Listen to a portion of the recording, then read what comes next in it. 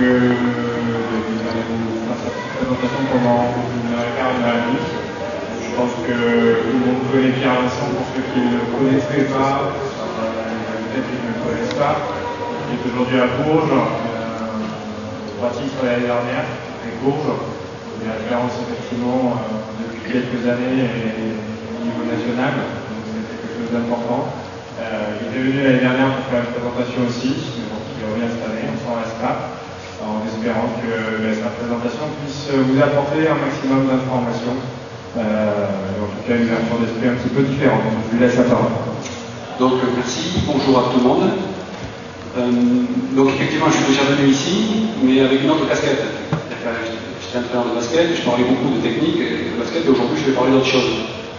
Donc ce document de présentation pour expliquer dans mon fonctionnement et dans ma démarche. Donc, moi je suis entraîneur de basket au départ, je suis prof de gym, j'ai travaillé pour la fédération pendant quelques années, j'étais entraîneur des équipes nationales, et ensuite je suis parti à Bourges comme entraîneur professionnel. Et je suis ici dans le cadre d'un partenariat que le club a avec une entreprise qui s'appelle CPE, Concept Partenaire Entreprise, qui est une entreprise de formation professionnelle. Et en fait, je travaille pour eux à partir d'une intervention qu'on a pu faire au club de Bourges, comme je sais que le club de Cognac est en pleine structuration. Avec notre club d'entreprise, il y a 180 entreprises à peu près partenaires, on fait des animations. Et donc les techniciens participent à ces animations, et moi j'ai eu donc 2 ou 3 interventions à faire, dont une concernant le management d'équipe, qui est le cœur de mon métier. Le management d'équipe ou la cohésion d'équipe. Voilà.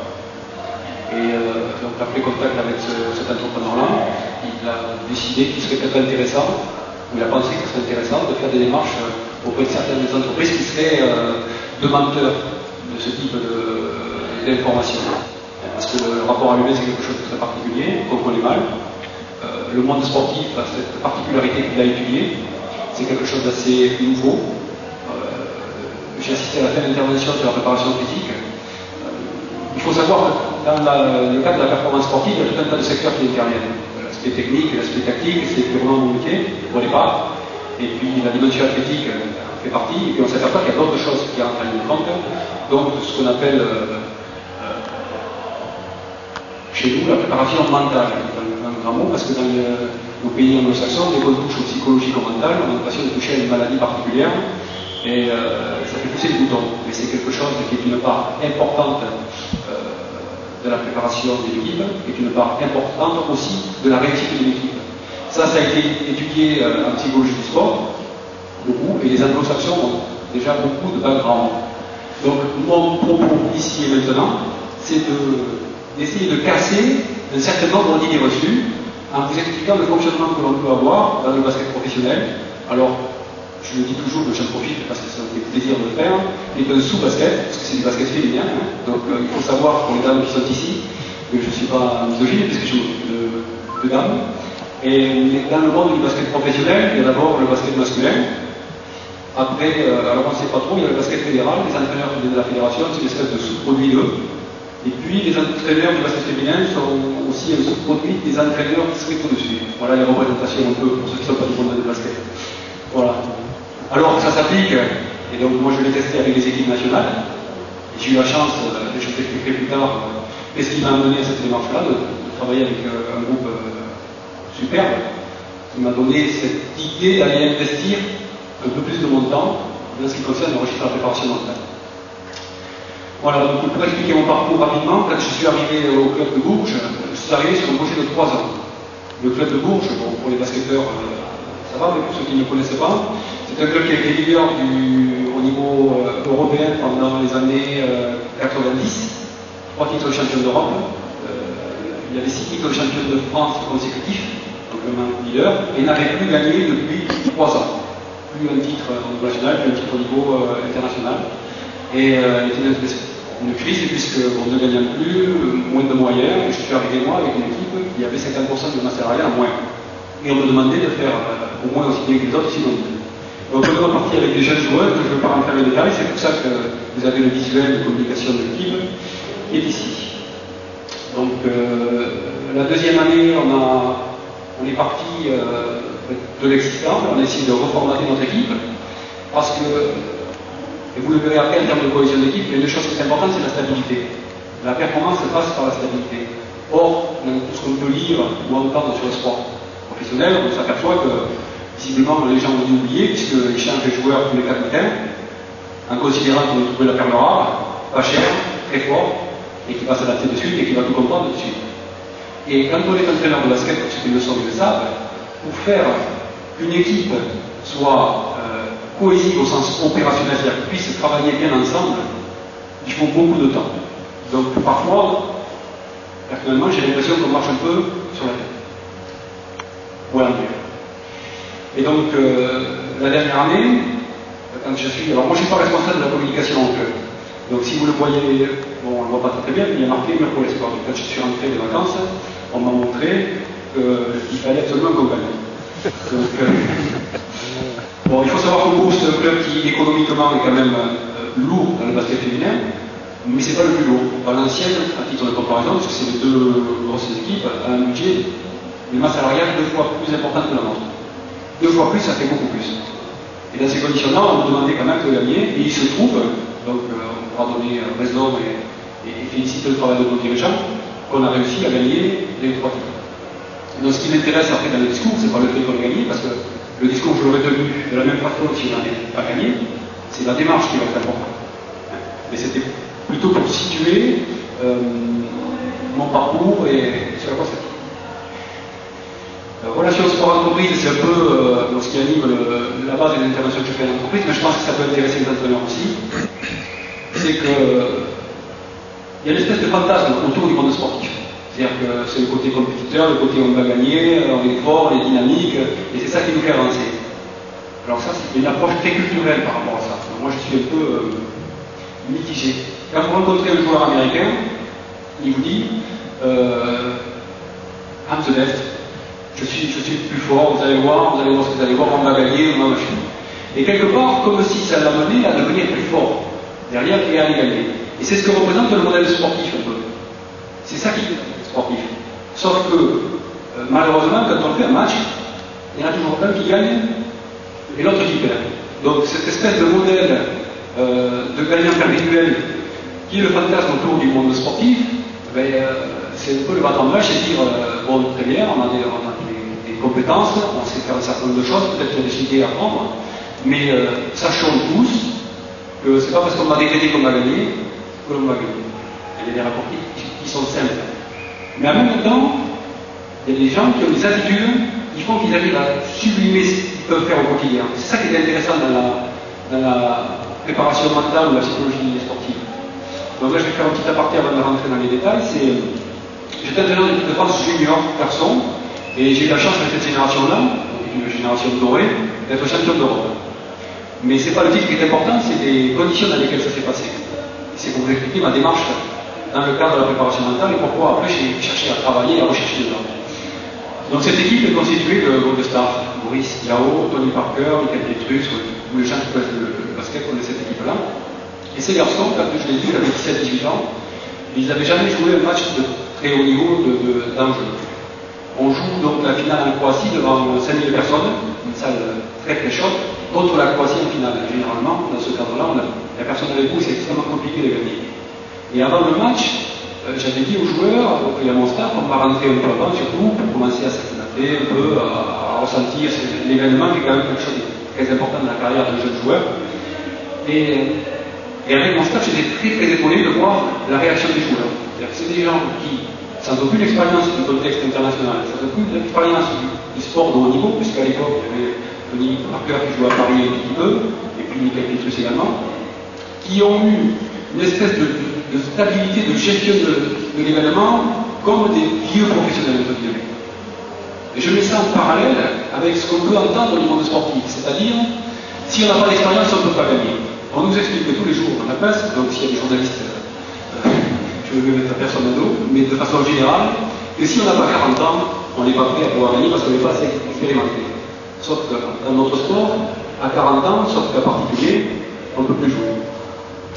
Et donc, ça m'a interpellé de voir cette équipe-là, pendant la compétition, jouer le match, être avant l'événement, stable.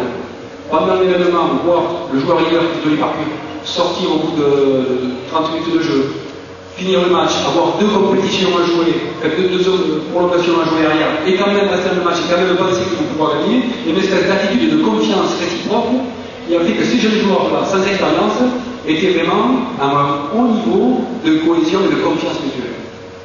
Ça veut dire que s'ils peuvent le faire, d'autres peuvent le faire. La question, c'est comment amener l'équipe à ce niveau de cohésion. Pour ceux qui sont entraîneurs, vous savez qu'à un moment donné, dans un climat particulier, les joueurs se subliment, se transcendent. Dans notre jeu, c'est vous levez le bras et puis ça rentre dedans.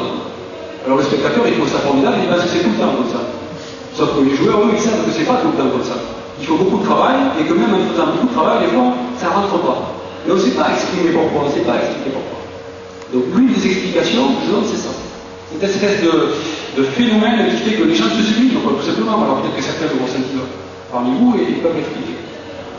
Et pour clôturer là-dessus, au même moment, c'est-à-dire 2 ou 3 mois après, il y a les Jeux Olympiques, pour ceux qui sont basketteurs se rappelleront, l'équipe de France filles joue les quarts de finale des Jeux Olympiques contre la Corée. La France ici, la Corée là, a priori, facile. C'est l'équipe de France, Yannick Touré, Cathy Meller, enfin, l'équipe de Bourges plus l'équipe de Valenciennes qui compile à elle deux une dizaine de titres de champion de France, 5 titres de champion d'Europe, et cette équipe-là, contre la Corée, perd le match fébrile. C'est-à-dire qu'ils jouent aussi talentueuses que ça, aussi expérimentés que ça, ne peuvent pas gérer l'événement parce qu'il s'est passé quelque chose ou il ne s'est pas passé quelque chose. Et c'est de ça que je veux traiter. Donc dans le monde sportif, on a le sentiment que c'est un peu quelque chose de très abstrait, qu'on ne sait pas, ouais bon, la préparation mentale, il faut y aller, quoi. Allons-y, voilà, l'entraîneur qui est un peu comme ils disent dans leur milieu, de couilles, passez-moi l'expression, c'est un peu ces images-là qu'on a au niveau sportif dans l'entraîneur. Et moi, ce que j'essaie de développer, c'est quelque chose qui est différent de ça. Voilà. Pour introduire le débat. Problématique du monde sportif, donc vous ne le voyez pas très bien. Alors ça, c'est des banalités. C'est faire un groupe. Et le groupe, vous le voyez là. Et j'aime bien cette image parce qu'elle identifie vraiment ce qui se passe dans une équipe. On n'y voit pas très bien, mais vous voyez l'équipe qui est en présentation de début d'année. Et comme quand on rentre en classe en début d'année, ou l'équipe rentre en classe, vous posez la question, parce que moi ça fait un petit peu de temps que je suis dans le milieu, aux joueurs en début d'année, ça va toujours super bien. Il fait beau, c'est les matchs amicaux, alors comment ça se passe? C'est super bien, il y a une super ambiance, le coach il est super, et vous allez voir ce qu'on va vous. C'est tout le temps comme ça. Ça c'est pour vous, certains le savent. Et ce qui est intéressant, pour moi par rapport à l'image, c'est de voir la distance qu'il y a entre les joueurs. C'est-à-dire que les gens sont les uns à côté des autres. Donc c'est la représentation qu'on en a, mais dans les faits c'est exactement ça. Et même, je dirais même plus, pour ceux qui ne connaissent pas le monde sportif très bien, on peut trouver des attitudes de concurrence. C'est-à-dire que moi je suis joueur allié, elle, parce que c'est elle, en l'occurrence c'est joueur allié également, et on joue sur la même poste. Et donc on se pose des questions, on se dit est-ce qu'elle est plus forte que moi, est-ce qu'elle n'est pas plus forte, est-ce que le coach veut lui faire confiance, à moi, à elle, comment ça va se passer, est-ce qu'elle est sympa, est-ce qu'elle n'est pas sympa. Donc c'est une image qui est complètement fausse de notre réalité. Et quand on en reste là, généralement on va pas très loin. Ce qu'il nous faut, c'est de ce groupe en faire une équipe. Donc, je vais revenir un peu en arrière parce que c'est cette image qui m'intéresse. Hein. Donc ça c'est une équipe et un groupe. Bon, c'est très simple, mais c'est pas pareil. Voilà. Et là vous le voyez très très mal. Donc je suis désolé. C'est les conditions. Peut-être que vous voyez pas bien le visuel ici. C'est que ce qui est intéressant après dans l'équipe, c'est ce réseau et cette interrelation que les gens ont les uns avec les autres. Vous allez voir un peu comment ça se fait. Et c'est ça qui fait la qualité de l'équipe. C'est la capacité qu'ont les individus à l'intérieur du groupe de coopérer et d'être actifs dans leur fonctionnement. Or, traditionnellement et culturellement dans le monde sportif, quand les joueurs viennent au milieu du terrain, ils viennent au milieu du terrain, ils se mettent au service de l'entraîneur et ils attendent. Et donc, ça, c'est le postulat de base, c'est comme ça que ça marche. Et c'est ça qu'il faut casser. Si on veut être efficace, il faut rendre les gens actifs de leur projet, autonomes, et prendre en charge de leur projet. L'entraîneur ne peut rien faire pour les joueurs. Avec le fouet. C'est-à-dire que pour l'ensemble du public, on peut faire semblant d'eux. Moi, je peux me mettre au bord de la touche, et gueuler, et insulter les joueurs, et allez! l'image qu'on va voir, c'est quelqu'un qui a de la poigne, quelqu'un de rigoureux. Mais ça, dans la réalité, c'est pas ça qui va lancer les joueurs. C'est ce qu'on va essayer de développer. Donc c'est vraiment cette idée aussi du web qui est très à la mode, cette espèce de toile qui est tissée entre les joueurs. Il faut tisser entre les joueurs pour que les gens soient plus performants. Si vous avez des questions, n'hésitez pas. Donc, les caractéristiques de l'équipe sportive. C'est un groupe restreint. Donc ça c'est important parce que c'est 10 joueurs. Et il faut savoir qu'un groupe restreint, là où on a le plus de cohésion dans l'équipe, parce que c'est quand même un peu le sens, c'est entre 4 et 7 personnes. C'est là où le réseau de communication, les relations s'opèrent le mieux. Ça a été étudié, hein, c'est pas moi qui l'ai inventé. C'est des anglo-saxons qui ont fait des études sur la psychologie du sport déjà depuis 15-20 ans. Ce qui est intéressant et ce qui est important à noter, c'est que le nombre régulier des membres permet à chacun d'échanger les uns avec les autres. Et vous allez voir que tout ce qui est du domaine de la communication va être central. Donc le groupe, le postulat de base, c'est que ça permet à chacun d'échanger. D'avoir une perception individualisée, c'est-à-dire que chacun à l'intérieur du groupe a une façon de voir le groupe qui lui est propre et qui lui est particulière. Et en même temps, il y a aussi cette capacité à être perçu par le groupe. C'est-à-dire que moi je suis perçu comme un casse-pied. Moi je suis perçu comme un amuseur de foule. Moi je suis perçu comme quelqu'un. Ça va être, etc. Ah, merci. Le postulat de base et la philosophie de base, pour moi, alors je vais dire des gros mots, mais c'est ce que j'ai utilisé quand j'ai fait mon modèle sur le basket, c'est Socrate et la malétique. C'est l'idée que chaque personne est unique et le travail de l'entraîneur, c'est pas de fouetter le joueur pour le faire avancer, c'est d'essayer de comprendre qui il est, quelles sont ses attentes. Et donc c'est une attitude de base qui est fondamentalement opposée et en même temps très humaniste et très simple. D'accord? C'est que quand je travaille avec quelqu'un, j'ai deux attitudes. Je suis un entraîneur, je dis à le joueur, bon, maillot rouge, maillot dans le short, chaussettes remontées de 12 cm et demi, voilà, slip rouge, garde. Parce que quand on est jeune entraîneur, on a besoin de faire respecter le sentiment que la rigueur, le respect, la discipline passe par ce rapport-là, assez militaire. Ça c'est très culturel, hein, très proche du monde du sport. Et puis maintenant, je suis dans une attitude différente. Je me suis aperçu à un moment donné que, en imposant un cadre très rigide à mon équipe, la conséquence, c'était que les joueurs de mon équipe se protégeaient, donc se renfermaient. Et je ne peux pas travailler avec quelqu'un que je ne comprends pas. Et je ne peux pas, par exemple, si je vous prends comme exemple, vous demandez de faire quelque chose de particulier sur le terrain, par exemple de tirer à 3 points, si vous, dans votre idée, ce que vous aspirez à faire dans le jeu, c'est d'aller faire un smash arrière.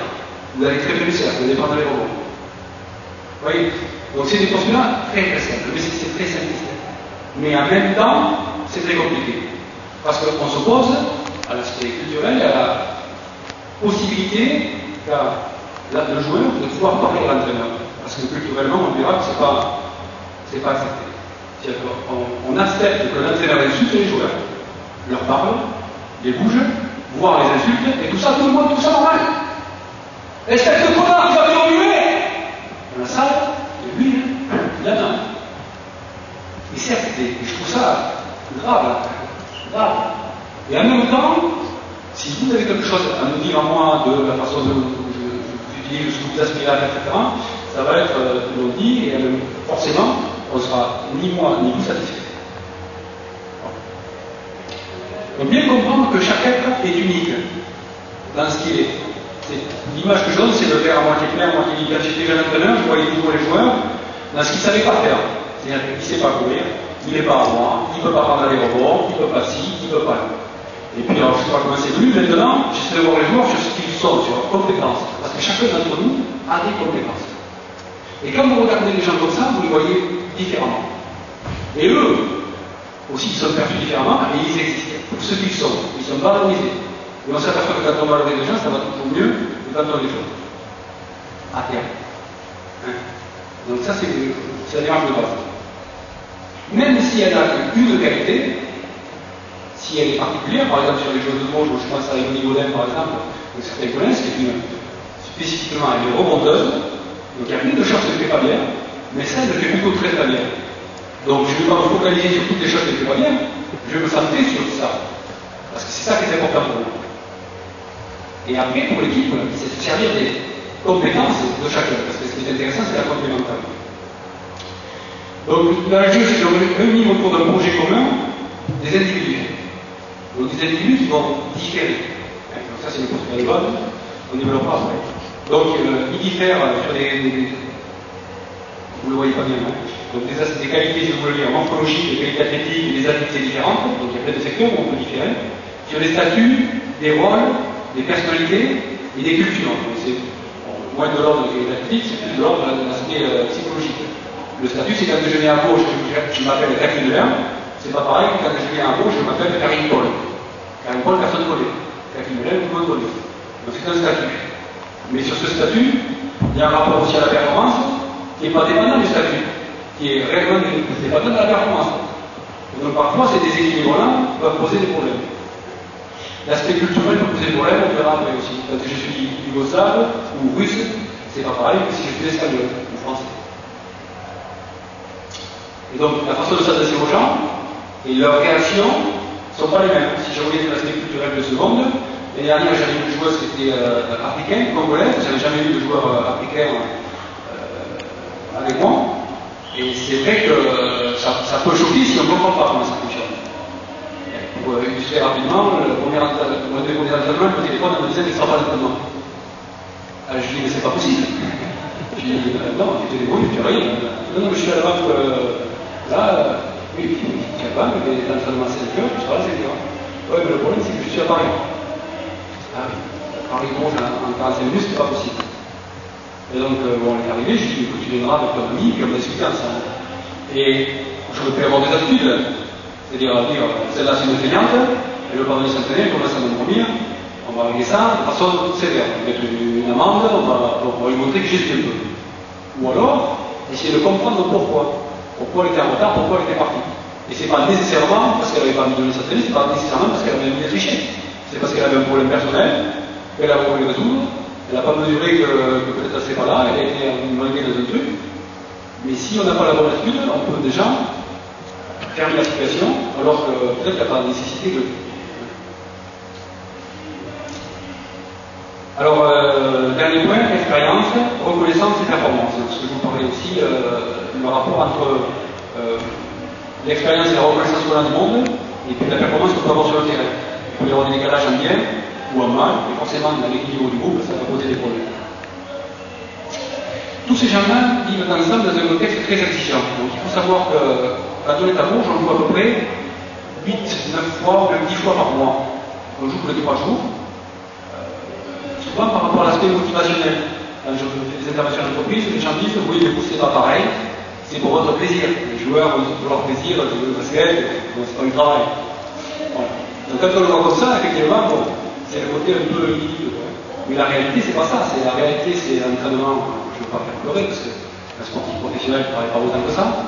Enfin, nous, on s'entraîne le lundi de 10 à 12. On fait 2 heures d'entraînement le soir, donc ça fait 4 heures, c'est pas si long, c'est pas physique. Mais le mardi, on va prendre l'avion, on va aller à Ekaterimbourg. Donc, quand on prend l'avion, on ne le prend pas à Bourges, on prend le bus, on fait 4 heures, on va à l'aéroport 2 heures, on prend l'avion, on vole la nuit, on arrive à 7 heures du matin, on n'a pas dormi, on va de suite à l'aéroport, on ne va pas visiter la ville, on va à l'hôtel, on essaie de dormir un peu, on va à la salle s'entraîner, on revient à l'hôtel, on va au match, on revient à l'aéroport, on s'en va, on rentre, on arrive le vendredi, le jeudi soir, on prend les valises, on va jouer à Montpellier, voilà, toute l'année. Et ces sacrifices-là, bon, personne ne s'en plaît, hein. Les sportifs professionnels, c'est ce qui est livré, ça. Sauf que, au milieu de ces gens-là, il y en a qui jouent beaucoup, donc ceux-là, ils n'ont jamais satisfait de rien, hein, je vous rassure. Mais il y en a aussi, par définition, puisqu'on en a 10, il y en a au moins la moitié qui jouent moins, il y en a qui ne jouent pas du tout. Donc ceux qui ne jouent pas du tout, même si c'est leur plaisir de faire du basket, tout ça, leur vrai plaisir, c'est d'être en scène, c'est d'être sur le terrain devant tout le monde, c'est ça qui est équilibré. Et à partir du moment où ça n'existe plus, allez motiver quelqu'un pour lui expliquer qu'il va trouver une matière à avancer, etc. C'est pas si facile que ça d'ailleurs. Donc le contexte, c'est évidemment, pour les gens qui sont au milieu de l'entreprise, c'est comprendre que vous vivez avec vos collègues de travail, non pas 8 heures par jour, mais pendant une semaine. Par exemple, vous allez partir de vous, vous allez aller avec des boulot, donc on mange ensemble, on va à l'entraînement ensemble, on dort, on est deux par chambre, et on a plus d'intimité, on est astreint à un certain nombre de rythmes difficiles, et en plus il y a la pression de vie. Voilà. Donc c'est un contexte qui est assez oppressant, et qui dit stress, dit évidemment conflit, tension. Donc bon, le système, c'est voir en quoi le système est oppressant, c'est des choses au cœur du projet. Encadré par un stage, je vais être terrible, hein. Et donc la pression, elle peut s'exercer par du staff, mais c'est pas trop dans le style d'organisation ou de philosophie de travail sur laquelle je m'engage. Donc la pression, elle peut s'exercer par les dirigeants, qui eux ne comprennent qu'une chose, toi t'es payé, tu dois gagner, en gros. Voilà. Par les partenaires, qui eux évidemment, comme ils participent au club, qui donnent de l'argent au club, ils ont des avis, et ils ont toujours l'avis qu'il faut qu'on gagne, pas qu'on perde. Le partenaire dit, même s'ils ne connaissent pas, c'est pas grave, c'est une espèce d'engagement affectif quoi, hein, au club, et le sportif il est en scène pour gagner. Parce que ce que je vous disais, la présentation de départ, c'est de toute façon, il faut qu'on gagne. Pour les plus anciens, l'image que je donne, c'est l'effet marqué pour celui dans le but, et le frère d'Alain Souchon, je crois qu'il s'appelle Pempon. Il est cycliste, il est cycliste. Et tous les dimanches, il va faire sa course cycliste et il dit plus tard je vais gagner.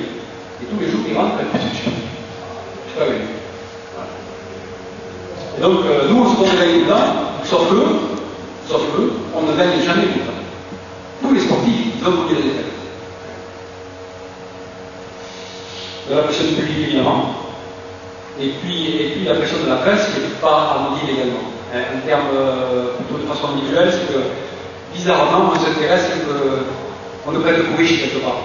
C'est-à-dire qu'on va s'intéresser toujours aux mêmes joueurs, et qu'en termes de cohésion d'équipe, c'est pas trop simple de gérer une équipe quand on va éclairer que le scoreur, que la star de l'équipe, et tous les autres autour qui font le travail, qui est un travail plus long ou plus ingrat, qui sont jamais valorisés.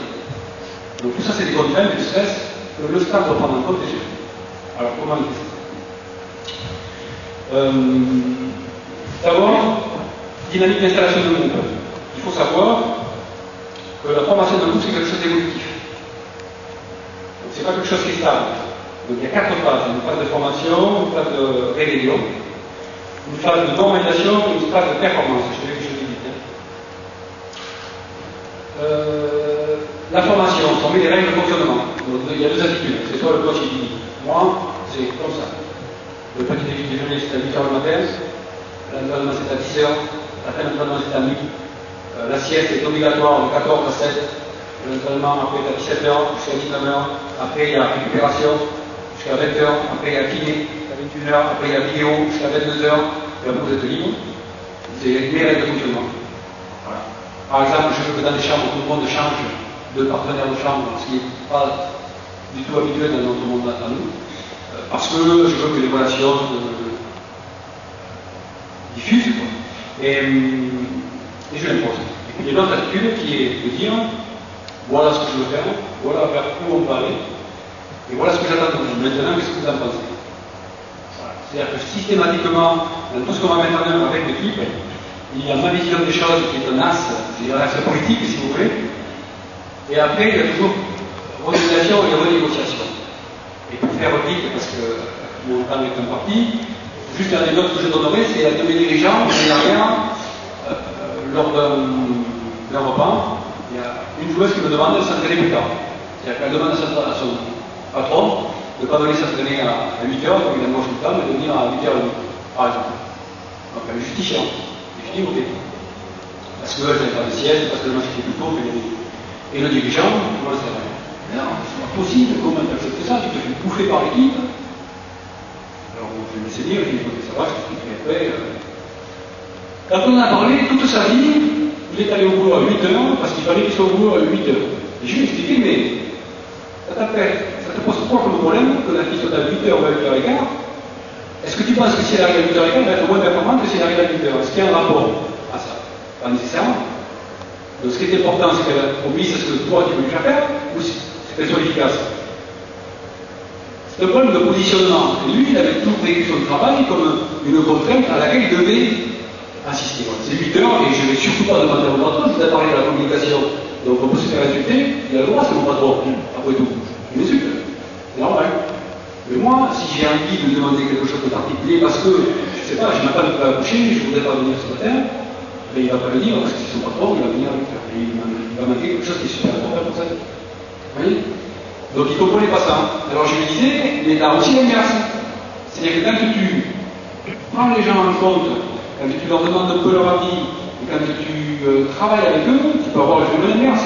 Tu vois, le seul entraîneur au monde, à avoir une grève pour que les joueurs viennent s'entraîner. C'est-à-dire que ça ne va pas que dans un sens. Parce que quand on parle d'humanité, quand on parle d'espèce d'empathie, de prendre en compte ce que sont les gens, on a toujours l'impression qu'on est Mère Teresa et qu'on va donner-moi, et puis que ça part comme ça anarchiquement partout. Non, c'est pas ça du tout l'idée. L'idée, c'est de dire que les joueurs, ils doivent se prendre en charge parce que c'est leur projet. Et ils doivent savoir que s'ils ne font pas ce qu'ils ont à faire, ils ne sont pas performants. Mais c'est pas moi qui vais leur imposer ce qu'ils ont à faire. Il y a une espèce de double langage.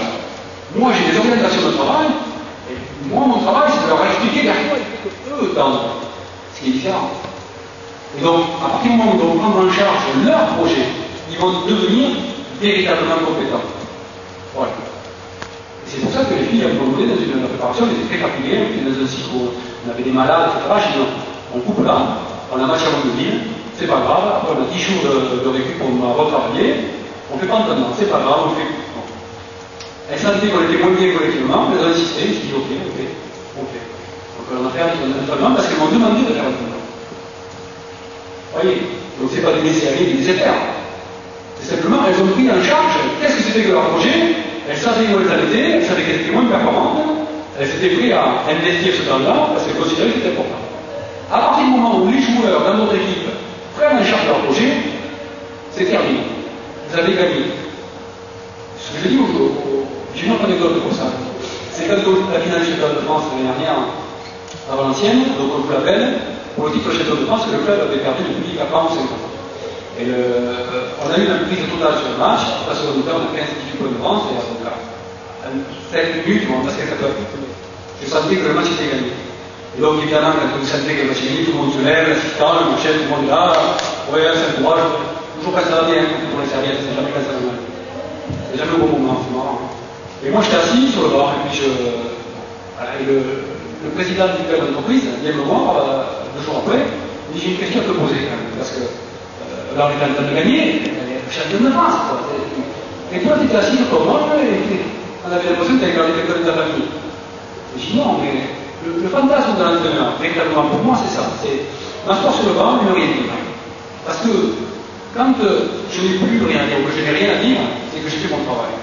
C'est-à-dire que quand les gens sont autonomes, je n'ai plus besoin de rien dire, ils sont performants, ils savent analyser ce qui se passe, répondre aux questions qui leur sont posées, sans mon intervention. Et ça, c'est vraiment le Graal, quoi. C'est vraiment le pied intégral. Voilà. Vous voyez le positionnement. Puis il y a d'autres qui préfèrent venir se mettre au devant de la scène pour montrer qu'ils sont aussi. Bon, dans la formation, chacun a un rôle, il faut le définir. Donc ça, c'est des choses classiques. Mais quand les gens ne savent pas ce qu'ils ont à faire, c'est source de conflit. Vous verrez après. Ensuite, les interrelations s'établissent. Donc on peut faire ce qu'on veut. De toute façon, dans un groupe, les gens vont interagir. Que ce soit verbal ou non verbal, il y a toujours des relations. Lui, il ne me plaît pas. Je ne suis pas rentrer en relation avec lui, mais son attitude ne me plaît pas. C'est même non verbal. Mais il y a quelque chose qui va s'opérer, qui va faire de notre groupe, va prendre son temps. Donc le rôle de l'entraîneur, c'est de favoriser cette interaction. Elle est comme ça désorganisée. Et ce qui est le plus difficile à faire, c'est d'organiser et de faire accepter ce discours entre eux. Parce que c'est pas facile de se parler, de s'écouter, d'accepter les différences. Et quand on parle de cohésion, ce qui est vraiment le cœur, nous, de notre métier, mais je pense que c'est centralisable complètement au monde de l'entreprise, c'est justement ça. C'est accepter la différence, donc ça dépasse le cadre du sport, hein, on le voit tous les jours. C'est accepter la différence, c'est reconnaître les compétences. Souvent, quand je prends des images du départ de la LVB, les filles qui sont là, maquillées, superbes, fantastique, la saison super bien, le coach super bien. La réalité, c'est que quand on voyage, quand on vit toute l'année, ça se passe jamais bien. Il y a toujours des conflits, des choses difficiles, des fois dures. Mais ça ne nous empêche pas d'être performants. L'idée reçue, c'est de dire que c'est parce qu'on va être bien ensemble, on va être plus performant. Mais c'est des conneries. Bien vivre ensemble facilite la vie au quotidien.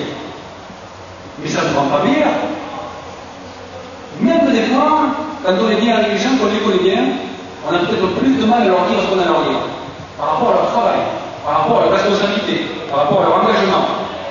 On dit bon, je ne veux pas me mettre mal à lui, je ne veux pas chercher une copine, c'est la critique, il parle moins bien, ça se passe bien. Même, et ça c'est une idée reçue qui nous poursuit, qui est dans ma vie. Donc, phase de rébellion. On le voit bien, résistance au contrôle exercé, c'est toujours comme ça. C'est que quand je rentre dans un groupe, il y a des règles, bon, on essaie de comprendre, on voit, il y a des relations, qui fait quoi, bon, maintenant, je vais montrer qui je suis. C'est normal. Les conflits naissent de l'incertitude.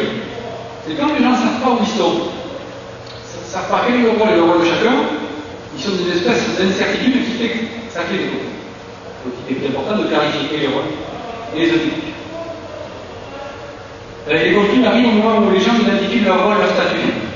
C'est-à-dire que bon, la joueuse arrive, elle a une idée de ce qu'elle est. Et elle arrive dans un collectif, dans un groupement où peut-être que les gens qui l'emploient ne sont pas complètement en adéquation avec ce qu'elle attend. Et quand je vous disais problème de positionnement et d'ouverture, savoir ce que les gens attendent, c'est un prérequis. C'est-à-dire que si vous agressez les gens directement en leur disant bon, toi tu fais ça, ça et ça, il ne faut pas s'étonner qu'ils n'y mettent pas beaucoup d'énergie ou de qualité, parce que c'est peut-être pas la performance. Donc peut-être commencer déjà par leur demander ce qu'ils savent faire eux, ce qu'ils aiment faire, vers quoi ils veulent tendre, et voir avec vous par rapport à votre projet, vers quoi on va pouvoir trouver quelque chose de commun. Mais ça ne veut pas dire que je vais faire exactement ce que les gens me demandent. Mais je vais prendre en compte ce qu'ils sont et quelles sont leurs attentes, ce qui est différent. Alors, les querelles, les conflits sont de deux natures, sociale et opérationnelle. Donc c'est l'idée, j'y reviens dessus, que, encore une fois, c'est pas parce qu'on est bien ensemble qu'on est meilleur. D'accord? Ça, c'est, si je peux battre en brèche ça, vous, vous êtes champion d'Europe, les filles se tapent dessus maintenant. Des marrons. C'est une histoire, hein, du club qui s'est passé, donc le chapeau, je m'en rappelle. Ça veut dire qu'on peut être très performant et pas céder. On n'est pas là pour céder, on est là pour être performant, c'est pas pareil. Mais si on s'aime bien, on vit mieux ensemble. Il y a même des disciplines où les gens ont été performants parce qu'ils se haïssaient. C'est que quand vous avez besoin d'interrelation dans l'équipe, en basket, c'est une interrelation. On ne peut pas jouer les uns sans les autres. Donc là, il est nécessaire d'être positif. Et sur des disciplines où il n'y a pas d'interrelation, comme par exemple l'aviron, sur le participe, quelque part, le fait de se détester, je crois qu'il y avait un nageur à l'Inde de l'Est, comme ça, dans les tests de TP, il y a plusieurs exemples, je ne sais pas dans la tête, mais le fait que l'un déteste l'autre, qu'ils ne puissent pas s'entendre, faisait qu'ils se battaient l'un contre l'autre, et ça les rendait invulnérables. Donc c'est une idée, c'est une espèce de cohésion opérationnelle qui n'est pas applicable à tous les métiers. Voilà. Donc des fois ça arrive, ça rend meilleur. Donc deuxième temps, évidemment, on arrive à coopérer. On accepte ou on remédie les règles. Donc il y a une phase d'acceptation et puis en même temps, il y a une phase de remédiation. Donc systématiquement, les règles sont mises en place. C'est strict. Et ensuite on remédie. C'est-à-dire que les filles savent maintenant que, bon voilà, alors quand l'histoire de chambre, tout ça, bon, on comprend l'idée, mais est-ce qu'on peut pas proposez-moi quelque chose? Parce que moi, ce qui m'intéresse, c'est que vous preniez en compte les choses qui sont avec vous et que vous appreniez à comprendre qui est qui. Et pour réussir à comprendre qui est l'espoir, qui est la star, il faut vivre avec. Donc il faut arriver à. Parce qu'en comprenant un peu comment elles fonctionnent et quelles sont leurs caractéristiques, ça vous permettra peut-être de mieux fonctionner avec eux. Voilà. Donc après, elles peuvent proposer quelque chose et on trouve une espèce de positionnement bien à la mesure où on va dans le sens de ça. Plus l'équipe est cohésive, plus elle se sent sur les objectifs généraux, les objectifs communs.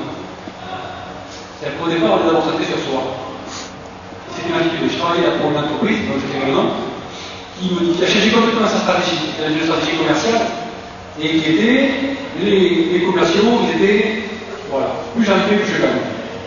Et ils se sont aperçus que c'était pas sûr que ça marche mieux qu'avec des objectifs collectifs de travail. Et ils ont complètement changé leur stratégie en y mettant des objectifs collectifs de travail, en essayant d'expliquer aux gens, aux commerciaux, qu'il y avait des stratégies à mettre en œuvre en commun, dans leurs outils, dans leur fonctionnement, pour être plus performants. Et ils ont vu qu'effectivement ça marchait mieux. Comme quoi ça dépasse le cadre du monde sportif.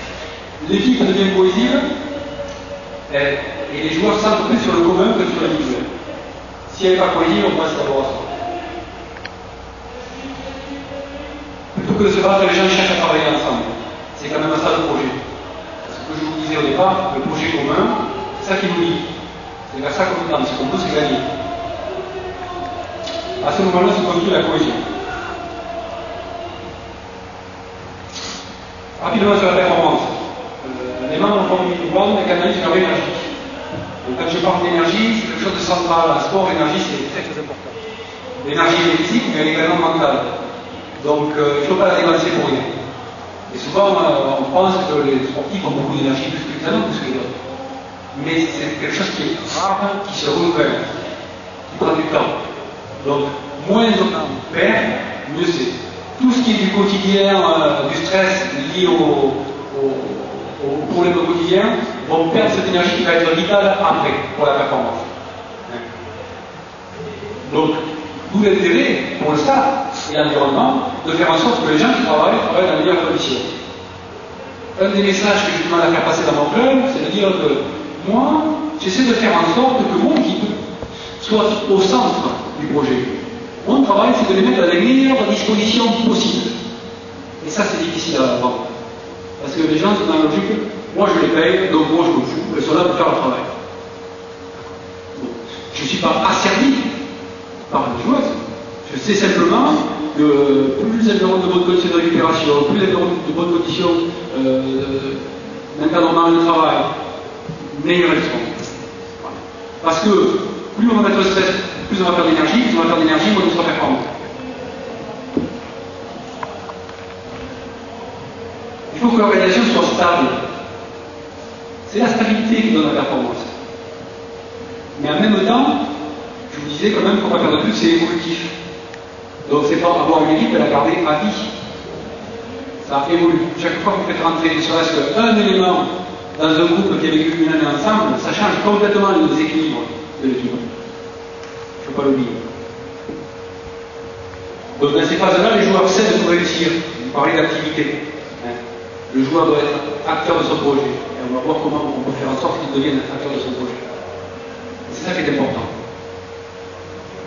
La première année que j'ai eue, j'avais des jeunes joueuses, et elles n'avaient pas compris complètement le message. Donc elles voyaient les problèmes, elles voyaient les sources de problèmes et relationnels et sur le terrain, mais elles n'osaient pas donner leur avis parce que d'abord elles étaient jeunes, donc elles ne s'autorisaient pas à penser. Parce que toujours dans ces cas-là, c'est toujours le même, ils s'autorisent à penser, c'est les stars. Ils disent moi je pense que, parce que j'ai le statut pour penser que, comme si ceux qui travaillent avec eux ne pouvaient pas penser. Ils n'avaient pas des choses intéressantes à dire. Et les joueurs sont preuve de conscience réciproque. Donc ça c'est vraiment... À partir du moment où on arrive à ça, on a fait notre travail. Mais ça c'est pas le plus simple. Déjà, avoir confiance en soi c'est compliqué. Au début individuel. Faire des démarches pour développer la confiance en soi, l'estime de soi, la confiance en soi. Ça se développe même pour des sportifs de haut niveau où on a tendance à penser qu'ils sont très égocentrés, très sur d'eux, c'est une contre-vérité. Encore plus dans le secteur féminin que dans le secteur masculin. Si je peux faire une différence entre le secteur féminin et le secteur masculin, c'est que les filles ont tendance à avoir une estime d'elles et très en dessous de la réalité. De ce qu'elles sont vraiment. Donc il y a un travail à faire. Pour illustrer, j'ai ramené un jeu que le basketteur qui s'appelle Céline Dumer, qui a du mal à prendre les responsabilités dans le tir. Et donc, une fois, elle faisait une séquence de tir, et elle faisait des tirs après dribble, comme si on était moi, comme ça. Elle prend la balle, on dribble le tir, on dribble le tir. Et c'est quelqu'un qui est très physique, donc il travaille très vite. Elle a marqué 17 consécutifs. 17 tirs consécutifs à 7 mètres après dribble. Donc, le tir après dribble pour les femmes, c'est ce qui est le plus difficile à faire. Donc, au lancer franc, déjà un mètre 10 sur 10, c'est pas donné à tous les basketteurs. Tout le monde n'est pas capable de faire ça. Et elle en a mis 17. Alors, je lui dis, quel est le quota pour que tu t'autorises, en match, à tirer une fois.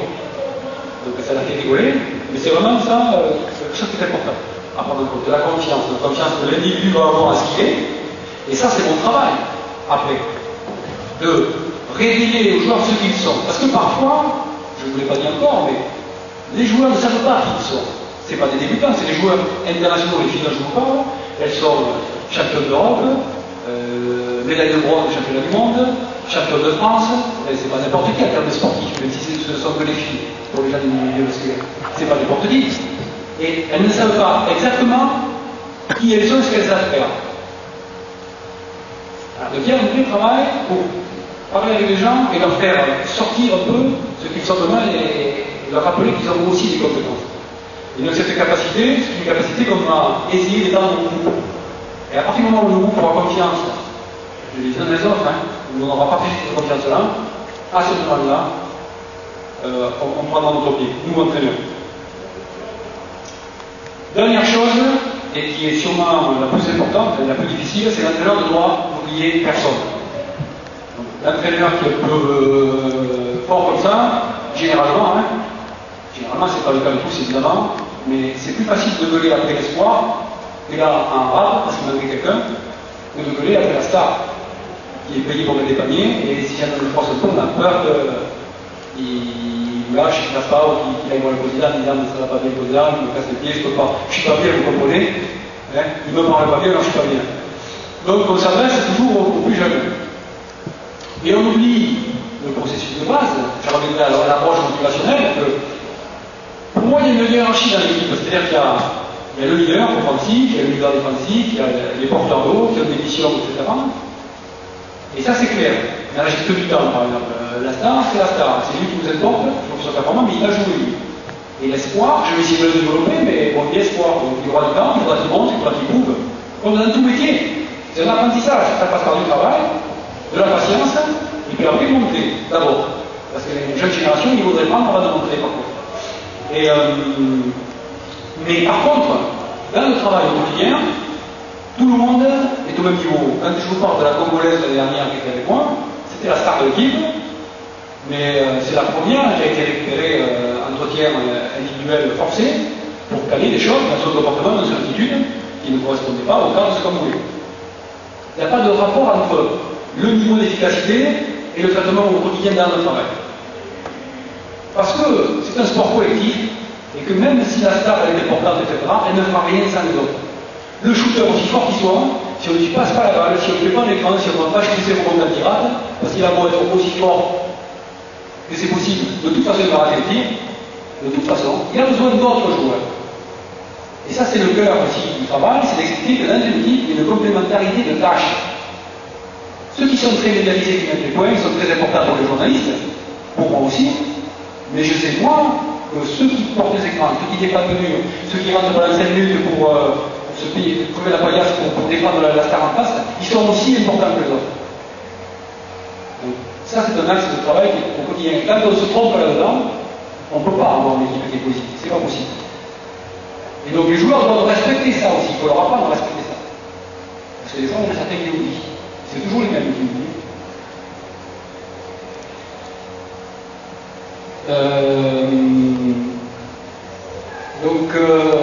Dans la construction de groupe, donc ça c'est l'aspect théorique mais qui n'est pas intéressant, c'est pour ça qu'il faut un peu le faire. Je sais pas le faire. Deux choses sont créées. L'efficacité, donc on parle de l'efficacité, c'est tout à l'heure la performance, c'est pour ça que les gens du monde entrepreneurial, et c'est ça qu'ils cherchent, ce modèle de gagnant perpétuel, d'esprit dynamique de cette équipe qui va gagner. Mais en même temps, la construction de groupe peut entraîner ce que les psychologues appellent la flânerie sociale. Alors on va expliquer rapidement ce que c'est. Les sources les plus puissantes, je les lis, je recule, d'interagir, de l'efficacité. Donc, vous avez vu, donc, je vais pas passer le premier. C'est ça. Donc c'est des études en psychologie du sport, c'est la performance intérieure. Et quand on fait des études sur la cohésion, on ne sait pas qui de la poule et de l'œuf était le premier. À savoir que, là je fais une note avec Colanta, je me suis tapé Colanta cette année parce que mes parents, mes enfants, un jour on était dans ma classe, ils sont tombés sur Colanta, ils m'ont dit, il va pas pouvoir regarder, donc je vais pas trop en dire. Et on a regardé Colanta. Et j'ai vu ça, donc vous voyez, c'est pas comme moi. Il y avait les massages de Thomas, je pense que c'était c'était les deux équipes, une équipe de jeunes et une équipe de plus vieux. Et les jeunes, sur l'émission que j'ai vue, ils étaient très peu cohésifs, toujours en train de se charger de responsabilité dès qu'ils étaient à l'échec. De suite. Donc, ils ne réussissaient pas l'épreuve, ils n'avaient pas mangé, parce qu'ils ne veulent pas quand même. Ils n'auraient rien, pas un couteau, pas une mobilette, pas une allumette, pas la télé, rien, zéro. Et ils donnent des épreuves, et s'ils ne gagnaient pas, ils ne mangeaient pas. Voilà. Bon. Et donc, ils ne réussissaient pas la guerre. Ils réussissaient, ils avaient à manger. Tout d'un coup, ils devenaient tous amis les uns des autres très proches. C'est exactement ça le problème de les études de la cohésion montrent ça, c'est qu'une équipe qui gagne devient cohésive. Une équipe qui a des résultats devient cohésive. La performance rend les gens cohésifs. Voilà. La cohésion amène la performance. Mais par contre, l'équipe, quand on travaille sur la cohésion, si on a des échecs répétés, une équipe qui n'est pas structurée, qui n'a pas travaillé sur la cohésion, va éclater. Ça on sait. Mais on ne sait pas qui de la performance ou de la cohésion est le plus important. Vous voyez ce que je veux dire? J'ai eu la chance moi, de travailler après le groupe qui a été champion d'Europe, la génération Parker, avec une équipe qui n'a rien gagné. C'était une génération des 84 qui était plutôt assez faible. Cette équipe m'a marqué parce que la préparation de l'équipe nationale, ça dure 2 ans. Pendant ces 2 ans, ils ont pris des années de chaque année, systématiquement. On prenait 40 points contre les Grecs, 30 points contre l'Espagne, etc. On ne faisait que perdre. Mais que perdre, c'est pas perdre dans le temps, c'est que perdre. Et les gamins, ils sont restés dans la logique, voilà. Et nous, on leur disait, c'est bien, on progresse, continuez, patientez, ça va payer. C'est comme le maître d'école qui dit, c'est bien, tu travailles, continue. Et les joueurs, ils disaient, ouais, bon, on perd. Et cette équipe a réussi ça d'extraordinaire que juste le championnat d'Europe, elle a continué à perdre. Et le jour où on est arrivé au championnat d'Europe, on a réussi à faire une perte. On a battu les Espagnols qui étaient un des favoris au titre, on les a pliés, on a battu les Russes. Donc on finit le 7e du championnat d'Europe, éliminé par le champion d'Europe, on a perdu le quart de finale, qui n'est pas une performance extraordinaire en soi. Mais ce que je trouve extraordinaire, c'est qu'une équipe qui n'avait pas de talent, qui n'était pas douée, a travaillé pendant 2 ans, malgré la défaite, malgré tout ça, continuer à avancer, pour arriver à un niveau tout à fait honorable. Bon, se qualifier pour les candidats du championnat d'Europe, être éliminé par le championnat d'Europe de 7 points, c'est très honorable. Parce que quand on voit la performance, on analyse toujours par rapport à la réussite. C'est-à-dire, il a gagné le titre ou il n'a pas gagné. Mais la performance, c'est pas comme ça qu'il faut la mesurer. C'est quel est mon potentiel et où je peux aller. Et donc cette équipe-là a montré des valeurs de cohésion parce que malgré la défaite, elle a continué à avancer et elle a eu des résultats. Donc deuxième point, qu'est-ce que vous direz rapidement, ça n'a pas trop le temps, mais qu'est-ce qui rend une équipe performante? Quelqu'un a une idée? On n'est pas nombreux là, qui s'est classé jeté à l'eau. Personne? Il n'y a pas de note, hein? Il n'y a pas de noté. La cohésion. Le pied là d'après. Philosophie de travail, très vite. Les axes que j'ai développés, peuvent être argumentés au bout. Alors si vous ne le voyez pas, je vais vous le lire. Pouvoir gagner, c'est d'abord accepter que l'on puisse perdre. C'est-à-dire qu'il faut comprendre qu'une équipe n'est pas prête à gagner si elle ne comprend pas qu'elle est mortelle. Elle peut perdre. Cette année, on a joué contre Aix-en-Provence, on a perdu chez nous. On a perdu 2 matchs chez nous. Crime de lèse-majesté, nous, le grand Bourges, champion du basket féminin, perdons à domicile, mais comment c'est possible? C'est pas possible alors. Vous avez vu Lyon, tout ça, vous avez vu comment on est beau, comment on a bien dit. On ne peut pas accepter ça. Donc les gens ont des impressions là-dessus. Pourquoi on ne pourrait pas perdre? Quel est notre objectif? C'est être champion de France, notre objectif. C'est arriver au bout là-bas. Mais ici et maintenant, on est comme les autres, on a 2 bras, 2 jambes. On va mettre en œuvre des moyens pour gagner, mais on peut perdre. Et si on n'accepte pas que l'on peut perdre quand on va être challengé, on ne va pas jouer à notre niveau. On va subir les événements, parce que les gens appellent la peur de gagner. Vous savez, cette espèce de crainte qui fait que on ne fait pas ce qu'il faudrait faire. Donc, un des travaux qu'on a maintenant avec les joueurs de code individuel, de collectif, c'est leur expliquer qu'on est comme les autres. Qu'on a à courir, qu'on a à être humble, qu'on a à respecter l'adversaire, qu'on a à comprendre comment il travaille, on va faire notre possible. Et notre ambition, c'est de faire le mieux possible avec les moyens qu'on a. Et si au bout l'adversaire a gagné, il mérite sa victoire. Voilà, c'est tout. Et ça, dans le monde sportif, c'est pas accepté. Alors si je reviens maintenant sur l'analyse de nous, on a perdu contre l'Axidou, Bon, vous virez le coach, alors virez-le. Il se trouve que j'étais champion d'Europe pendant ces conditions-là. J'ai rentré une qualification au championnat d'Europe, on joue en France, donc on avait très peu de préparation, on avait des joueurs blessés, enfin, c'était complexe, on gagne 2 premiers matchs, 3 premiers matchs, donc on était quasiment qualifiés, on perd 2 fois un point contre les Slovènes et les Russes. Chez nous, devant un parterre de gens importants, et là, on dit, bon, je vais me virer. Bon, voyez, c'est quoi ça? Chez vous, c'est pas acceptable, alors, bon, par chance pour moi, je peux être viré. Et il se trouve que pour les le chef de bord. C'est que le sportif doit savoir quand il joue, qu'il gagne pas tout le temps, qu'il peut perdre. Quand il a compris ça, il est prêt à donner le maximum sans crainte. Hein? Est-ce que vous comprenez le message de ce aspect? Donc ça va? Ça choque personne? Pédagogie de l'échec. Moi je suis pédagogique au départ. Hein? C'est que l'échec peut nous nourrir. Les joueurs ont un très fort ego et ne supportent pas l'échec. Ça veut dire que quand on ne supporte pas l'échec, on ne peut pas avancer. J'ai Claudie Godel qui était dans mon équipe, elle ne supporte pas l'échec. Donc elle n'avait pas de tir, elle se met à 4 mètres, elle ne sait pas tirer, elle a raté. Donc le résultat, c'est que je tire au plus loin. Je dis oui, mais tu ne vas pas passer ta vie à prendre des ronds, je te le sais, à un moment donné, il va falloir que tu passes à autre chose si tu veux exister. Donc il va falloir que tu comprennes que pour avancer, il faut pouvoir faire des choses qu'on ne maîtrise pas pour le moment, mais ça va t'apprendre à revenir, à savoir déterminer un peu ce que tu vas faire en termes de contenu pour améliorer. L'échec, ce n'est pas nécessairement une limite. Quand on a fait des matchs de Aix-en-Provence, chez nous, on en a tiré des leçons de tout ça. Et chaque fois après qu'on a été malmené dans un match, parce que, comme c'est tout le temps, quand on partait dans un match, on était à plus 15 tout de suite. Des fois on était à plus 15, des fois on était à moins 10, on ne sait pas comment ça va se passer. Ce qu'on sait, c'est qu'on sait quoi faire sur le terrain, on a confiance en ce qu'on est, et que si on fait ce qu'on a à faire, petit à petit on va venir. Et on s'est servi de cet échec-là pour construire notre confiance collective dans ce qu'on était nous. Pour gérer le match, qu'on soit devant ou derrière, ça change rien pour nous. Savoir pourquoi on gagne. Quand on a un problème, et pour l'équipe de nos pères, bon, qu'est-ce qu'on a fait, pourquoi on a tiré 3 progrès, on n'a pas joué de dard, on aurait dû faire les autres, on aurait dû faire 4-4-2, ou 3-3-3, ou double boîte, on est toujours mis et on cherche des solutions. Mais c'est trop tard. C'est pas quand on perd qu'il faut se poser des problèmes. C'est pas mal qu'on gagne. Parce que quand on gagne, il faut anticiper pourquoi on gagne, savoir pourquoi on gagne, parce que même on a beau gagner, on a des qualités et des limites.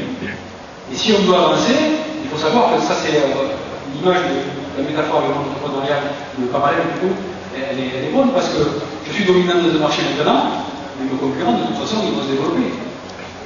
Donc, si je me contente du fait d'être dominant maintenant, demain je vais prendre le mur. Et quand j'aurai pris le mur et que je vais retourner en me disant, attendez, il y a un mur là où est la porte et tout ça, c'est trop tard. Et sur un terrain de basket, c'est exactement la même chose. Moi, l'équipe de course que j'avais l'année dernière, elle gagnait très bien. Mais je savais que pour la rendre plus performante, j'avais des problèmes à régler, des choses à traiter. Pour ceux qui nous ont vu jouer, j'avais un pivot vers Nicosia qui était très fort. Bon, donc je savais qu'il fallait, pour solutionner mes problèmes, qu'on gère tout le jeu au jour intérieur, tout ce qui concerne les trappes, les rotations de facile, etc. C'était central pour moi. En ne faisant pas ça, même si je n'étais pas confronté à ce moment-là, j'aurais jamais gagné. Parce que je me suis positionné en anticipant ce qui allait arriver. On gagne aujourd'hui. Bon, c'est bien, c'est normal parce que l'équipe est forte. Mais si je veux continuer à gagner et avancer, qu'est-ce qui va arriver? Comment je peux faire, etc. Et souvent, on se pose des questions quand on a pris le mur, c'est trop tard. Opposition entre formation et compétition. Moi, prof de gym, donc enseignant au départ, venant du milieu fédéral, avec de l'investissement chez les jeunes joueurs, on m'expliquait que dans le monde professionnel, on n'était pas là pour former les gens, on était là pour se servir d'eux. Donc ils ont des compétences, tu fais avec, voilà, tu n'es pas là pour apprendre un métier. Bon. Mais moi j'ai toujours considéré que dans mon équipe, et c'est une simple logique, c'est que j'ai 5 joueurs qui me disent, si j'arrive à le rendre le premier, savoir ce qu'il sait faire, le rendre meilleur, lui, je ne vois pas comment mon équipe sera meilleure. Si chacun à l'intérieur peut le rendre meilleur, il n'y a pas de raison que l'équipe soit pas meilleure. Si je me contente que de faire l'amalgame des gens qui sont là, on n'avancera pas. Parce que ce qui rend l'équipe meilleure, c'est la capacité qu'elle a de jouer ensemble, mais c'est aussi de rendre les individus meilleurs dans ce qu'ils font et puis le mieux ciblé possible ainsi. Voilà. État d'esprit, éducateur et la volonté de faire progresser. Voilà mon métier. Et je pense qu'alternation qu'il y a rapport aussi entre le monde sportif et le monde d'entreprise, c'est vraiment l'état d'esprit que l'on devrait avoir dans l'encadrement de choses. C'est-à-dire les prendre en compte, les révéler parce qu'ils ne savent pas vraiment ce qu'ils font, prendre en compte de leurs compétences et les aider à se développer. Gestion du staff, donc comme je suis près de la pêche à la limite. Donc le fonctionnement d'équipe, c'est-à-dire que nous, pour faire court, on a 2 entraîneurs professionnels pour l'équipe, 2 entraîneurs des espoirs, un kiné, un médecin. On a un staff de 6 personnes. Le médecin est intégré tout le monde dans le staff parce qu'il a son métier, donc il travaille avec nous, mais je ne l'intègre pas dans le fonctionnement. Mais par contre, dans notre fonctionnement quotidien, tout le monde participe au travail de l'équipe quotidien. Même l'assistant du centre de formation travaille avec l'équipe professionnelle.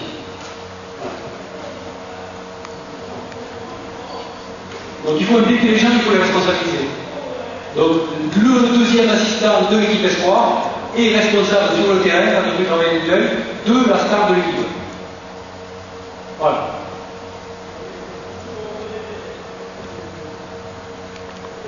Développer les compétences des gens. C'est-à-dire qu'à la fois il est assistant, il est apprenti de son métier, donc je lui donne la possibilité de travailler avec les meilleurs joueurs européens et mondiaux, donc lui il va se nourrir de ça. C'est important, et moi parallèlement, je vais gérer ses compétences techniques ou ailleurs. C'est-à-dire qu'il faut prendre en compte dans la gestion du club tout ce qui concerne la formation professionnelle qu'on gère nous à l'interne, de l'organisation qu'on a, ou par rapport à la formation professionnelle continue. Développer les échanges transversaux. C'est-à-dire que, par exemple, on parle de préparation physique. Donc moi je suis maître d'œuvre de la préparation physique, c'est moi qui mets les idées de travail. On a un préparateur physique avec nous également, et le kiné du club.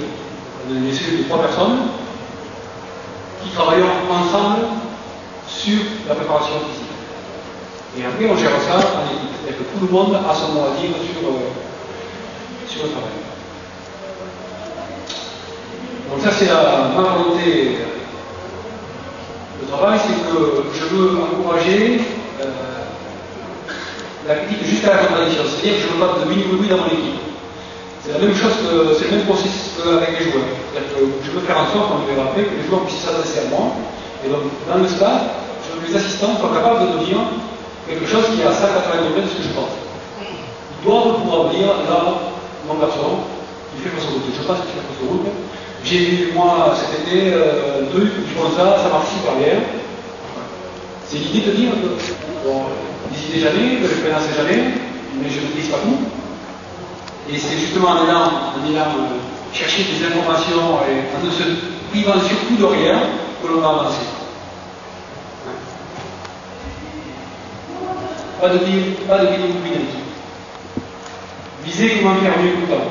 Donc, obtenir ça, ce que les gens qui travaillent avec vous, quand ils sont positionnés d'un point de vue hiérarchique, en dessous, souvent de responsabilité, viennent vous dire ce que tu dis c'est des bêtises, c'est pas aussi simple que ça.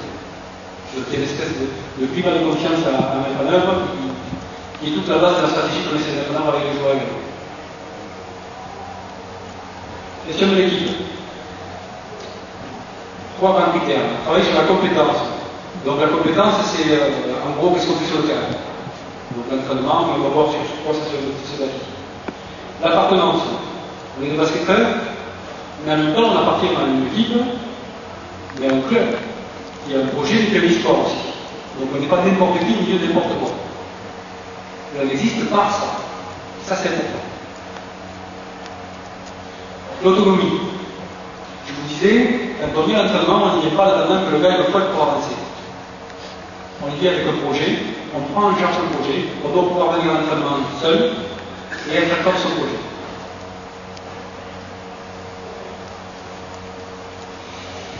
Compétence, l'histoire à statut. Je passe vite. Donc le jour où il arrive, il y a déjà. Je crois qu'il était sur plein.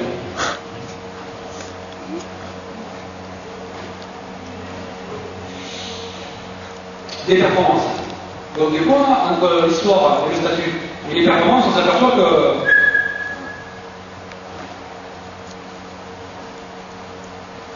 Donc il va falloir travailler. Acteur de son projet, c'est quand j'ai vu l'entraînement, je vous parlais du fonctionnement. Tous les mois et demi, on se réunit avec l'équipe. Je parlais avec une amie ici à qui je posais la question, quand est-ce que tu vois des responsables hiérarchiques pour faire des points? Maintenant, légalement, dans les entreprises, je crois qu'il y a un entretien individuel une fois par an pour les 2 ans. Donc nous, on se réunit avec l'équipe et individuellement tous les mois et demi pour faire le point sur, on vous parlait de rôle et d'objectifs, pour faire un bilan de ce qui se passe, fixer des objectifs de travail ensemble et mettre en œuvre des contenus et évaluer. Ça, c'est un discours de forme. Analyse et diagnostic, pour ceux qui sont chimiques maintenant. On analyse, on va fixer des objectifs de travail, qui sont cités. Mais les objectifs, c'est vraiment qu'il les fixe. On va les fixer avec le joueur. Parce que le joueur, il sait où il va aller. Donc on va nous négocier avec lui pour voir si c'est une bonne mois, ou si peut-être il y a une meilleure mois. Après, on va mettre en œuvre des contenus. Donc voilà, moi je te propose ça, du travail de vidéo, du travail de muscu, du travail de tir par exemple. Et puis on va évaluer ça. On va faire des tests, on va évaluer. L'environnement est donné. Et au bout de mois et demi, on prend le point sur ce que là. Donc le joueur, quand il va venir à l'entraînement, parce que là aussi, je prends le grand pied, c'est quand on a les entraînements individuels le matin, parfois, elles sont libres. Il n'y a pas de thème. Elles viennent, elles disent, bon voilà, moi je veux faire ça. Donc c'est forcément, je préfère que ce soit en équation avec le projet qu'on a mis en œuvre, normalement ça marche comme ça.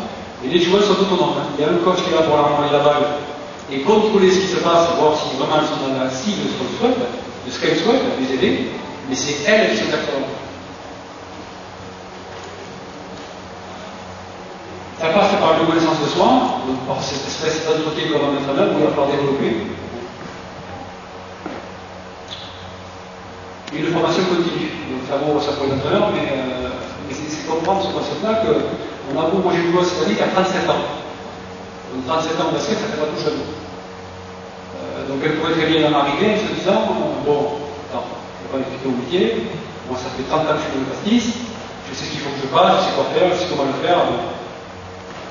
Et bien non. Elle dit, bon voilà, j'aimerais développer ça, j'aimerais aller vers ça. C'est vraiment une attitude mentale que de vouloir avancer dans ce qu'on fait. Tout à l'heure, je vous disais sur la gestion du staff, c'est cette attitude qui est de dire comment peut-on faire mieux. Et moi, je me bats avec le staff parce qu'ils sont toujours dans une idée où ça va bien. Le champion de France, ça va bien, évidemment. Quand on va à l'hôtel, par exemple, ça me rend malade. On veut que l'équipe mange 10 joueuses, le staff, 6 coachs. On ne mange pas ensemble. Les joueuses à part, elles doivent faire leur affaire effectivement, le staff est à part. Donc je demande à ce que la personne responsable aille prévoir avant l'hôtel, on remise et qu'on est ce qu'on demande. Et parfois c'est compliqué. Et la personne responsable me dit tout le temps, ouais mais bon, finalement, ça va bien, c'est pas grave. Mais quand on prend les choses comme ça, rien n'est jamais grave, hein, mis à part la mort. Rien n'est grave. Et même si on va laisser, on est mort, mais finalement on l'a vécu, donc c'est pas grave. Donc l'idée c'est de transformer cette façon de penser en disant la performance, il y a plein de secteurs sur lesquels on peut travailler, mais notre métier à nous, c'est d'essayer de gagner 1 centimètre sur chaque secteur tout le temps, dans ce qui nous touche, en termes de préparation mentale, en termes de préparation physique, en termes de mois d'entretien individuel, en termes d'entraînement individuel. Et si j'ai cette attitude-là, il y a des chances que j'avance.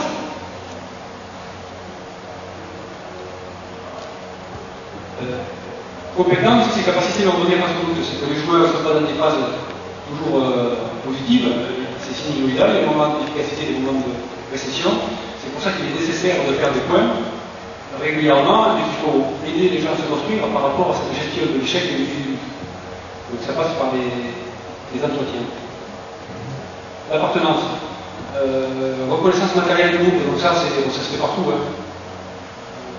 J'appartiens au basket, donc j'ai la tenue. Vous avez vu la photo, le poster, le maillot talbot, vous avez vu s'ils sont tous les talbot, orange, pour des chaussées, mon père n'avait pas des chaussées.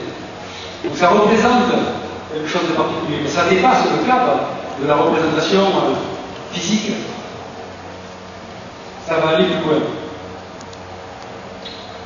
L'appartenance, c'est la reconnaissance de l'individu dans le groupe, c'est le côté pervers du travail de cohésion d'équipe. C'est que parfois, quand on travaille sur la cohésion de l'équipe, parfois l'individu qui n'a pas une personnalité très forte peut être happé par le groupe et ne pas exister. Il peut être très riche, mais personne ne s'en aperçoit. Parce qu'il est avalé par le groupe. Et si on ne fait pas ce qu'il faut, on va s'apercevoir qu'il est riche. L'année dernière, on avait une jeune joueuse de 19 ans qui avait été joueuse vraiment mineure de l'équipe, qui jouait très peu, qui un jour comme ça dans les réunions d'équipe a pris la parole, a expliqué son parcours, a expliqué ce qu'elle avait fait, qui s'est livré très fort, quoi, sur ce qu'elle ressentait par rapport à l'équipe, et les stars étaient comme ça. On a découvert quelqu'un qui vivait avec elle déjà depuis 2 ans et demi. C'était 2 ans et demi, et il ne voyait que le sportif. C'est-à-dire les performances, le ratio. Elles ont découvert un individu qui était riche, qui a apporté des solutions que le peuple pouvait avoir.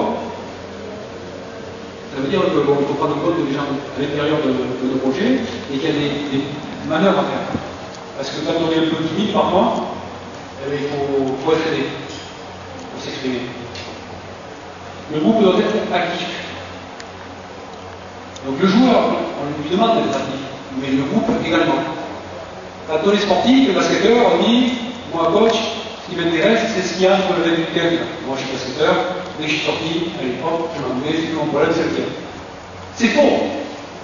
Parce que le problème de l'entraîneur, c'est de résoudre les problèmes qui sont sur le terrain, technique, mais il y en a plein d'autres qui sont à résoudre autour du terrain. Les problèmes de relation sont à résoudre autour du terrain. Et c'est pas l'entraîneur qui va les résoudre. Il va participer. Mais si les joueurs ne sont pas conscients qu'ils ont un rôle à jouer, qu'ils ont une action à avoir, qu'ils ont de l'engagement à avoir, on n'arrivera pas à résoudre le problème. Et ça, je peux vous dire, c'est pas le plus simple à régler dans le fonctionnement d'une équipe sportive. Donc je pense que ça dépasse le cadre de l'équipe sportive. Bon, c'est pas mon problème. Hein, c'est le chef. Il a qu'à s'emmerder. Mais c'est pas le chef, c'est pas grave. Donc plus l'équipe sera active par rapport à la gestion de ces problèmes du quotidien, meilleur elle sera. L'équipe doit interagir. Donc on doit encourager l'interaction. Donc une des choses qu'on doit faire, c'est les réunions collectives. Ces réunions collectives n'ont ni plus ni moins que ça comme objectif. Quand on parle de règles de fonctionnement, donc je peux les imposer, ou je peux les négocier avec le capitaine, mais ça ne m'intéresse pas. Ce qui m'intéresse, c'est d'éduquer l'équipe à fonctionner ensemble, à faire en sorte que les gens se parlent, les amis, les élèves amis, ils parlent de les différences, etc. Sur tous les thèmes possibles et imaginables. Plus on va, parce que c'est une éducation, plus on va les amener à fonctionner ensemble, à interagir, plus ils vont devenir cohésifs. Je vous dis, les réunions collectives, c'est un mois et demi, tous les mois et demi, il peut y en avoir un peu plus. On va leur donner des choses à faire. Voilà. L'équipe doit trouver sa propre identité. Donc ça va dans la qualité vestimentaire, par exemple, ça va dans le fonctionnement, ça va dans le cri dans le match, dans tout. Chaque équipe est particulière. Elle doit s'approprier son projet. Pour ceux qui connaissent le basket, l'image que je donne, c'est les Phoenix Suns. Vous avez vu leur cri de guerre avant le match, là, ils sont en train de danser du hip-hop, du cher. C'est vraiment ça l'esprit. C'est que chaque groupe, il met en place des relations. Les joueurs interagissent. Et chacun, à sa façon de se représenter le monde de la vie, et joue au basket pour les choses qui sont différentes. Voilà. Donc ils vont mettre ça en commun, ils vont trouver leur identité, vraiment dans la façon de se présenter, d'exister. Se réunir au milieu de terrain, mettre la main au milieu et faire un cri de je ne sais pas quoi. Quand les filles faisaient leur cri, par exemple, à l'entraînement, elles le faisaient faire par les étonnes, et bon, parce que ça leur appartenait à elles, c'était le groupe, moi je n'étais pas dedans. Et à mon avis, il y avait beaucoup de vulgarité dedans, excusez-moi. Mais parce que c'était fait par une joueuse qui était étrangère, qui ne connaissait pas le basket, ou le français, pardon, le français. Et elle s'amusait avec elle, elle lui faire dire des phrases, parce que c'était. Peu importe, ce n'est pas mon problème. Mon problème à moi, c'est qu'elles s'approprient leur projet, leur vie au quotidien. Plus elles arrivent à appréhender tout un tas de secteurs comme ça de la vie du quotidien, de se les approprier, plus elles sont cohérentes. Indépendamment de mon engagement. De façon autonome, c'est la même chose, donc on y revient. Acteur du projet collectif, c'est encourager les propositions. C'est-à-dire le fonctionnement, je crois qu'on va, voilà, on va caler, voilà, si vous avez des choses que vous pouvez faire, les filles m'ont dit par exemple une fois que je voulais aller voir le magasin d'usine qu'il y avait à côté, il y a le centre commercial et le magasin d'usine, où il y a des prix déguisés, des machins, des trucs, est-ce que c'est possible de faire ça? J'ai dit je vais voir si c'est possible. Alors ça c'est des choses qui dépassent complètement le cadre du domaine sportif, mais qui fait en sorte d'ouvrir ces réseaux de communication et de cette activité. Souvent, c'est une espèce de troupeau de bœufs, quoi. Vous voyez les équipes arriver, comme ça, c'est les professionnels. Comme ça, hein, l'entraînement, le patron, bonjour, basket, ok, alors, nous, là, très bien. Et l'idée, c'est de casser ça. C'est-à-dire que nous, on a envie de faire des choses. Donc, on le dit. Et ça rend la vie beaucoup plus agréable. Et quand on prend plaisir aux choses, généralement, ça se passe toujours mieux que quand on ne prend pas plaisir. Hein? Quand il y a des crises, donc quand l'équipe n'est pas positive, c'est toujours ce que j'appelle les attributions causales extrinsèques. C'est toujours les autres. Généralement, c'est jamais moi. Voilà. Donc, comprendre que les solutions, c'est d'abord chez nous, ça se passe, et d'abord, nous avons des démarches à mettre en œuvre pour aller trouver ces solutions. C'est trop facile, le reste. C'est de votre responsabilité d'agir. C'est-à-dire que dire, allez voir le coach, ils vont voir le problème pour le traiter, c'est bien, mais c'est mieux déjà avant d'avoir fait des démarches pour. Je me rappelle de Tony Parker, je ne sais pas ce qu'il a à faire, il était venu me voir en préparation, parce que dans le problème de Michael Kietus. Michael Kietus, que vous connaissez, à l'époque, il jouait à Portes. Et les Gréliens avaient ça d'extraordinaire, que évidemment, Tony Parker c'était la star, donc il y avait des papiers par lui, sur lui des télés, des chaînes, des trucs. Et l'autre, il jouait à Pôle, plus grand club français, il n'y avait pas de papier sur lui, pas une télé sur lui, et il jouait aussi à Pôle. Donc lui, il ne comprenait pas que c'était Raspaluce. Quand il était dans l'équipe, je lui disais, écoute, il était très fort, mais qui va pour moi? Hein? À faire un peu de. Bon, ça posait problème. Ça posait problème dans le groupe. Et deux capitaines de Tony Parker sont venus me voir, ils ont travaillé avec lui, ils sont venus me voir, il y a un problème. Donc on a discuté avec lui, tout ça, mais bon, on n'arrive pas à s'en sortir. Quand on arrive à ça, on est déjà tourné vers la réussite. C'est vraiment ça, cette activité. Je suis responsable de ce qui se passe, j'ai des choses à faire, je vais faire de mon mieux, ça n'est pas des compétences, je viens en informer, on va trouver des solutions. Plutôt que de dire, c'est le gouvernement, lui.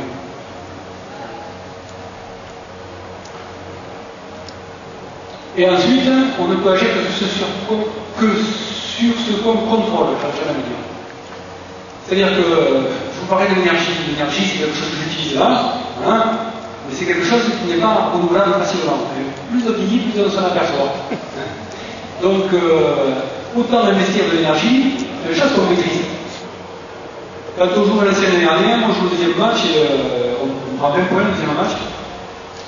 Et j'ai fait une intervention en vidéo, ce que je n'ai jamais fait avant, c'est des images terribles pour moi les bien. J'ai fait un montage vidéo avec les joueuses qui étaient en train de parler à l'arbitre de chaque décision. Voilà. Alors quand vous avez un truc, grand écran comme ça, bien éclairé, dans une petite salle, vous voyez votre mobile, un grand âge en train de parler à l'arbitre, ça fait une espèce de. C'est de dire, de toute façon, bon, l'énergie on en a. Parce que les sportifs, ils pensent qu'elle est inépuisable leur énergie. C'est ça, on voit. Bon, mais attention, parce que là, tu as été fatigué, tu es comme les autres athlètes. Donc l'énergie que tu perds, si tu l'investis là sur des choses qui vont t'apporter quelque chose. Pour les publics, ça va t'apporter quelque chose. Parler à tes partenaires, ça va t'apporter quelque chose. Encourager ta partenaire parce qu'il a raté, ça va t'apporter quelque chose. Mais l'arbitre, tu peux lui parler tant que tu veux.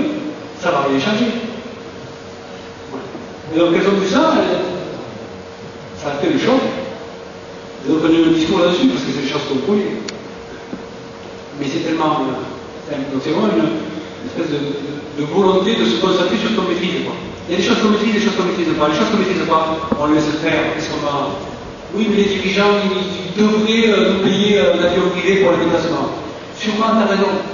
Mais les dirigeants, ils ont des budgets, ils ont des stratégies, ils font en œuvre de faire le mieux possible, et c'est leur travail. Donc, toi, tu peux rien faire dessus, donc tu ne vas pas t'agacer, tu vas faire au mieux. Ce qu'on peut dire, c'est moi, par notre information éventuellement, ça ne sert à rien de faire l'énergie pour ça.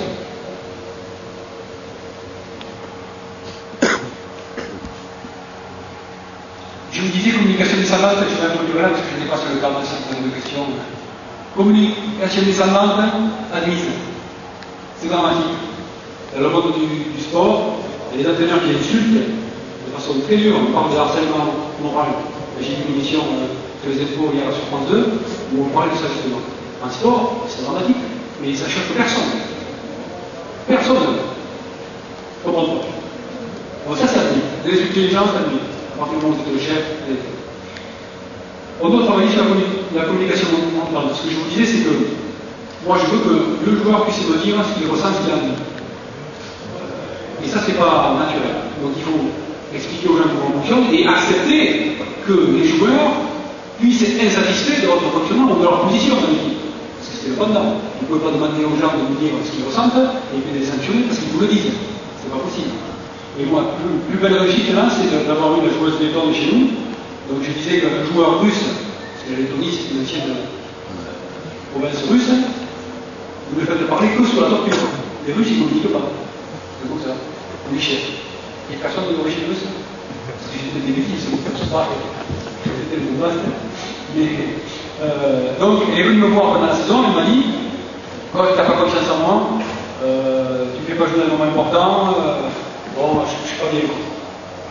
Et pour moi, c'est vraiment une réussite parce que autant j'avais joué à l'espagnol, j'avais pas besoin de me dire grand-chose pour qu'elle s'exprime, autant elle, c'était compliqué.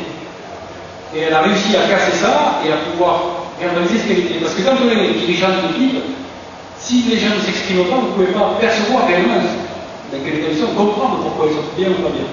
Et si vous ne comprenez pas ça, vous ne pouvez pas travailler là-dessus. Si bien que donc, elle n'est pas contente parce que je n'avais pas confiance en elle et je ne veux pas d'un moment important. Et pour clôturer l'anecdote, le jour de la finale, donc à Valenciennes, on joue au départ du match, et au bout de 4-5 minutes, ça se passe super bien, et puis elle rentrait au bout de 6-7 minutes, parce qu'elle n'était pas de C majeur, ça me posait des problèmes. Et je lui ai dit, vas-y. Non, non, non, non, je dis quoi, non, non, non, elles sont bien, laissez-les. C'est-à-dire qu'elle avait dépassé ce stade-là de mon ego, ma volonté d'être plus éclairé, plus. Elle était vraiment dans le projet commun en disant les filles sont bien, laissez-les jouer. Donc ça c'est difficile, hein, parce que le premier rempart, d'un point de vue général, et le plus difficile reste d'ouvrir la communication à l'intérieur de l'équipe. Voilà. Donc voilà les trois axes forts, le plus délicat étant la communication interne, c'est-à-dire que faire en sorte que chacun puisse s'exprimer, qu'il soit reconnu comme important ou pas important, il a une voix unique, mais qui est importante dans le temps. Voilà. Donc, bon, je vais être plus long, donc je vais m'arrêter là. Parce que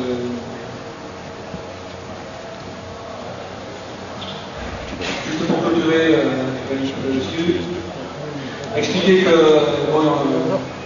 l'intérêt du multi-mode sportif, c'est que bon, moi je suis un entraîneur de basket, je m'appuie sur une expérience d'entraîneur, donc j'ai cherché dans le cadre de la cohésion, de la psychologie du sport, etc. Ça fait 6-7 ans que je m'intéresse à ce domaine-là, mais c'est vraiment de l'empirique. Donc, pourquoi innover plus de valeur que ça, non? Faut y voir simplement le démarche de fonctionnement qui peut peut-être, pour ceux qui ne sont pas du domaine du monde sportif, trouver une démarche pédagogique particulière sur laquelle on pourra éventuellement trouver des passerelles pour ceux qui sont du domaine de l'entreprise, non du domaine sportif. Voilà. Je vous remercie de votre attention et je vais m'arrêter là parce que c'est l'heure qui m'était impartie. Maintenant, pendant qu'il y a des branches, tout ça, si vous avez des questions, je suis à votre disposition. Ou si je vous ai soulevé de ma rôle, je vais vous laisser.